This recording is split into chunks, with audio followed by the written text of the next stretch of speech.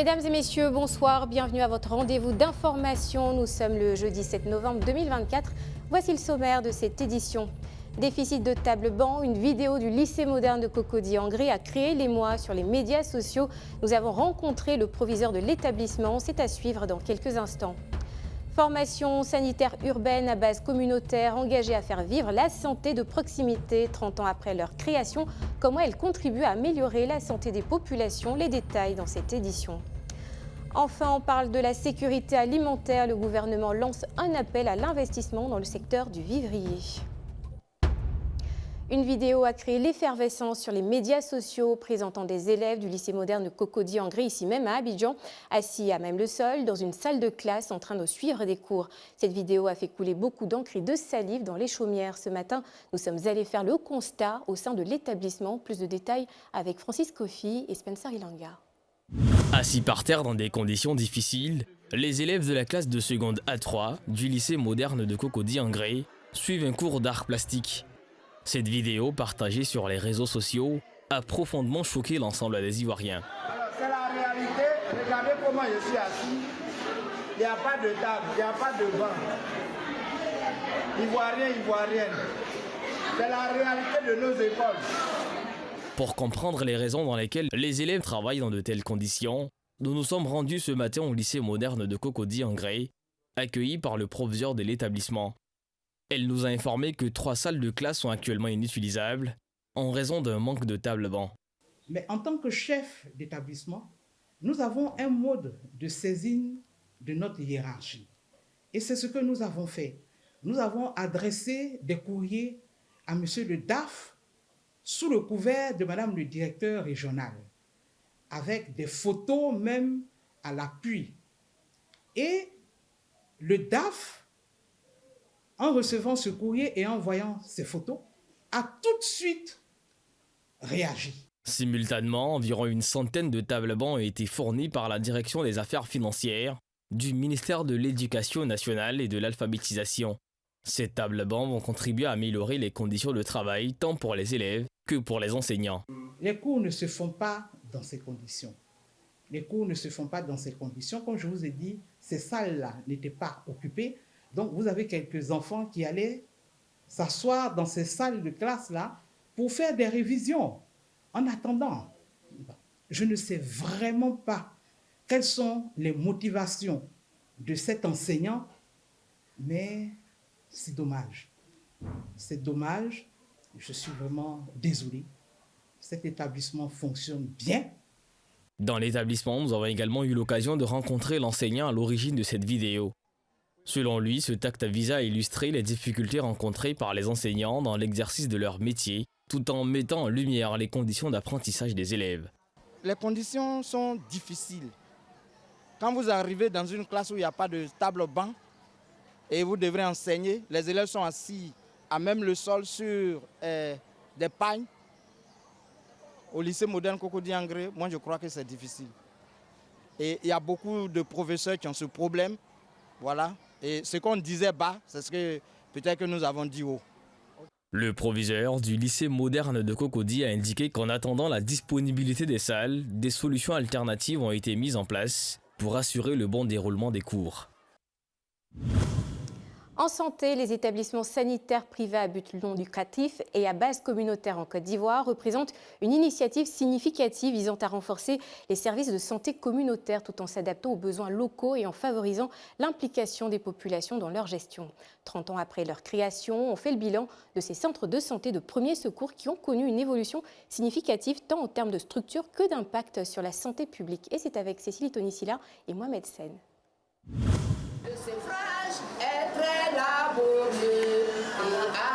Ici, on l'appelle Maman Marie. Cette infirmière puéricultrice est à sa 10e année à la FSUCOM, ou formation sanitaire urbaine à base communautaire de Ouassakara à Yopougon. Passionnée et très pédagogue, Marie Gaumont assure la surveillance médicale, l'alimentation, l'hygiène et le développement des enfants en fournissant des conseils et astuces aux parents. Bon, ici, la réception est meilleure et puis je suis juste à côté. Dans les 40 formations sanitaires de premier secours que compte Abidjan, 283 enfants naissent chaque jour. Ces centres de santé accompagnent donc les enfants, mais pas que. les premiers patients étant les parents qui y viennent pour des consultations. Une année où j'étais malade, gravement maladie même m'a trouvé dans mon sommeil. Je ne peux pas marcher. Je suis venu ici. Voilà un docteur ici. On m'a envoyé. Quand il m'a demandé, il dit, ah, ça fait combien de jours et puis tu ne peux pas marcher. Il dit, ah, c'est une maladie qui est venue subitement. Ma fille, il m'a donné petit ordonnance de 2000. Je suis parti prendre une piqûre pour venir faire. On dirait que c'est lui qui avait mis maladie là sur moi. 3 fois comme ça, j'ai trouvé ma guérison ici. C'est pourquoi aujourd'hui encore, ma belle-fille est malade. Voilà mon petit-fils que j'ai. J'ai envoyé la fille ici parce que je sais que j'ai trouvé ma guérison ici. Les premières FSUCOM ont ouvert leurs portes en 1994, cela fait 30 ans aujourd'hui, avec l'objectif de combler le manque de prestations sanitaires de premier niveau. En tout, plusieurs centres ont été établis au fil des années, permettant de fournir des soins à des tarifs abordables et sans discrimination sociale. Et parmi les pionniers figurent le professeur Maurice Kakungikawe et le couple Pascal et Christine Ortiz. C'est pas souvent que les choses qu'on essaye de faire dans la vie marchent et les FSUCOM ont bien marché. Des 13 que j'ai laissés derrière moi en 2002, maintenant il y en a 40. Donc je suis très fière de mon mari qui est décédé ici. Et je vais tout partager avec ses fils, mes fils, en rentrant. Ces centres de santé sont gérés par la communauté qui travaille pour le bénéfice des résidents des quartiers environnants. Au fil du temps, une volonté d'élargir le champ d'action a émergé, menant à la création d'une confédération nationale des FSUCOM pour promouvoir l'expérience et mener des actions au profit de l'ensemble des centres. La coopération française a apporté un appui de 2,5 milliards pour que nous ayons à l'intérieur du pays. La santé a un coût, mais la population ne peut pas payer le prix de cette santé. Que faire? Donc, il faut un prix juste que l'usager doit contribuer. Il faut l'apport permanent aussi également de l'État, l'accompagnement dans les honorations, nous permet de payer tout sans les taxes. Et puis, l'accompagnement des bailleurs. Voici les 3 éléments qu'il faut réunir pour avancer. Et c'est le défi. Les établissements sanitaires privés à but non lucratif et à base communautaire en Côte d'Ivoire comptent aujourd'hui 2426 agents contractuels. En 2023, l'on a enregistré 1 129 323 consultations adultes et 592 153 consultations enfants. Le ministère de la Santé publique a joué un rôle clé dans la création de ces structures en soutenant le partenariat avec l'assistance technique française. On poursuit. Les acteurs du vivrier étaient réunis à Abidjan les 6 et 7 novembre à l'occasion du Business Forum dénommé Sécurité alimentaire, fourche à la fourchette. Une étape cruciale vers le lancement d'un programme quadriennal transformateur visant à renforcer la sécurité alimentaire nationale et autonomiser les femmes et les jeunes dans le secteur du vivrier. C'était aussi l'occasion pour le ministre du Commerce et de l'Industrie de lancer un appel à l'investissement dans le vivrier. Tchélina Lebonsoro et Félicien Biao. Chaque jour, les femmes du vivrier doivent affronter des itinéraires difficiles pour transporter les produits alimentaires destinés à approvisionner nos marchés. En plus de cela, il arrive qu'elles soient contraintes de vendre leurs produits à des prix très bas en raison du manque de moyens de conservation. Selon Angèle Kona-Amouin, présidente de la Société coopérative de distribution des produits alimentaires, bien que l'État ait déjà fourni des efforts considérables, les besoins de ces femmes restent encore nombreux. On a aussi besoin de camions pour aller prendre la marchandise pour venir vendre. Et aussi, on a besoin aussi des fonds de roulement. Ça va aussi nous aider à envoyer plus de produits sur la ville d'Abidjan et pouvoir vendre aussi sans problème. C'est précisément pour aborder ces enjeux que l'Office d'aide à la commercialisation des produits vivriers, OCPV, a mis en place des systèmes résilients et des solutions durables pour faire face aux défis de l'agriculture. Pour atteindre cet objectif, l'OCPV a établi un partenariat avec l'EDI EGRI afin de former et de fournir aux femmes et aux jeunes les outils et infrastructures nécessaires pour réussir sur les marchés vivriers. C'est d'aider d'abord les femmes à assurer, la précollecte et le groupage des productions. Parce qu'un des problèmes, c'est que les gens arrivent à produire dans des zones assez difficiles, mais qu'ils n'arrivent pas à acheminer ces produits-là sur les marchés. Et former ces femmes-là, aux techniques nouvelles de commercialisation, aux techniques nouvelles de conservation aussi de ces produits. Faire en sorte que désormais, les marchés ivoiriens soient suffisamment approvisionnés en produits de qualité et surtout à des prix qui soient accessibles pour nos populations. On voit tous leurs efforts, on voit leur potentiel, mais il faut l'investissement, il faut les accompagner à passer le cap vers une structuration de la filière, une professionnalisation pour qu'elles puissent avoir accès à l'équipement, elles puissent réduire leurs pertes post-récolte et elles puissent véritablement accéder au marché et marché lucratif. Durant 2 jours, les acteurs du secteur vivrier se sont réunis à Abidjan dans le cadre du Business Forum pour le lancement du projet SAFAF intitulé « Sécurité alimentaire, fourche à la fourchette ». L'objectif principal de cet événement est de mobiliser des financements en faveur des femmes travaillant dans ce secteur. C'est dans ce contexte que le ministre du Commerce et de l'Industrie a lancé un appel aux investisseurs pour renforcer le secteur vivrier et en faire une activité solide. Donc je voudrais profiter de votre micro pour lancer un appel aux opérateurs économiques, aux investisseurs à investir massivement dans le secteur du vivrier, à accompagner l'État dans la mécanisation du secteur vivrier et à sa modernisation, parce que c'est un secteur qui est important au niveau du PIB, c'est aujourd'hui plus de 14%, mais l'objectif pour nous, c'est d'augmenter en fait cette contribution à travers toute la chaîne des valeurs du vivrier dans la création des richesses nationales, dans la création des emplois en Côte d'Ivoire. Le Business Forum constitue également une occasion de développer une plateforme numérique dédiée au commerce nommée e-Grenier. Cette initiative vise à créer un marché en ligne pour faciliter l'achat et la vente des produits alimentaires tout en garantissant un accès équitable aux opportunités de marché pour assurer la sécurité alimentaire des Ivoiriens.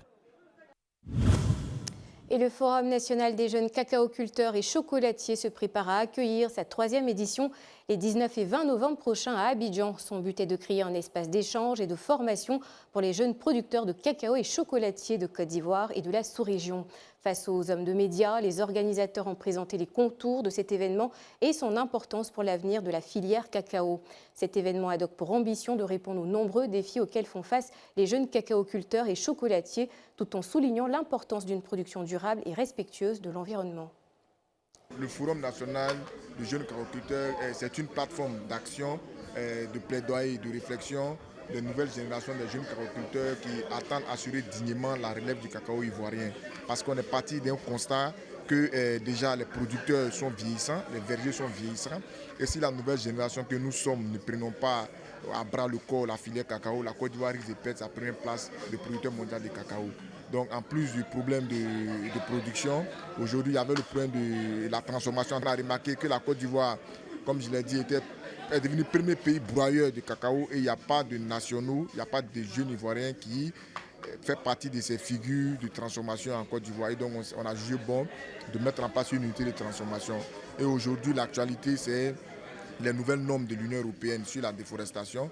Et on s'est dit que ça peut être, bien vrai que c'est un défi pour notre pays, mais ça peut être aussi des opportunités pour les jeunes. On poursuit cette édition à l'international. Face à l'ampleur de la variole du singe, plus de 800 000 doses de vaccins ont été distribuées dans 9 pays africains, dont la RDC, épicentre de l'épidémie. À Kinshasa, les États généraux de la justice ont été lancés pour répondre aux dysfonctionnements judiciaires avec des réformes majeures en perspective. Et pendant ce temps, en Afrique australe, l'Afrique du Sud a fermé temporairement sa frontière principale avec le Mozambique secoué par des violences post-électorales qui ont fait au moins 20 morts selon Amnesty International. Hors des frontières africaines, en Espagne, le bilan des inondations s'alourdit. Et on fait le point avec Karel Dablé. En Afrique, la lutte contre la flambée de Mpox se renforce avec la distribution de 899 000 doses de vaccins attribuées à 9 pays particulièrement touchés, dont la République centrafricaine, la Côte d'Ivoire et surtout la République démocratique du Congo, épicentre de l'épidémie. Cette campagne, soutenue par le Canada, l'Union européenne, les États-Unis et Gavi, l'Alliance mondiale pour les vaccins vise à protéger les populations à risque élevé. L'objectif est de vacciner 1,4 million de personnes d'ici la fin de 2024, en incluant les proches des cas confirmés et le personnel de santé. En parallèle, en République démocratique du Congo, un autre enjeu de santé publique est abordé avec les États généraux de la justice qui ont été inaugurés mercredi à Kinshasa. Face aux nombreux dysfonctionnements du secteur judiciaire, 3500 participants se sont réunis autour du thème « Pourquoi la justice est-elle malade ?» Le président Félix Tshisekedi a souligné l'importance de réformes profondes pour restaurer la confiance des citoyens dans le système judiciaire. Parmi les mesures proposées, figure la création d'un parquet financier pour lutter contre les détournements de fonds publics et l'établissement d'un service de renseignement pénitentiaire afin de prévenir les évasions. Le ministre de la Justice, Constant Mutamba, a également dénoncé les pratiques mafieuses qui affaiblissent le système judiciaire. Rappelons que 3/4 des Congolais sont insatisfaits de l'état actuel de la justice. Ces réformes pourraient conduire à une révision constitutionnelle visant à renforcer l'indépendance du pouvoir judiciaire. Dans un autre registre, l'Afrique du Sud a temporairement fermé son principal poste frontière avec le Mozambique, le port d'entrée de Lebombo, en raison de l'escalade des tensions liées aux manifestations post-électorales au Mozambique. Ces protestations, déclenchées par les résultats contestés des élections du 9 octobre, ont dégénéré en violence avec des rapports faisant état de véhicules incendiés et d'affrontements avec les forces de l'ordre. Amnesty International a déclaré une répression brutale, qualifiant ces événements de l'une des pires vagues de violence. Enfin, en Europe, l'Espagne fait face aux conséquences des inondations dévastatrices qui ont touché la région de Valence. Une semaine après la catastrophe, le bilan humain est tragique avec au moins 217 décès et de nombreux disparus, tandis que les autorités s'inquiètent d'une possible contamination de l'eau potable. Pour faire face à cette crise, le gouvernement espagnol a débloqué une aide d'urgence de 10,6 milliards d'euros, soutenue par 900 millions d'euros de la Banque européenne d'investissement, afin de soutenir la reconstruction et de prévenir d'autres crises sanitaires. C'est la fin de cette édition d'information. L'actualité continue en débat sur le Grand Talk. Bonsoir.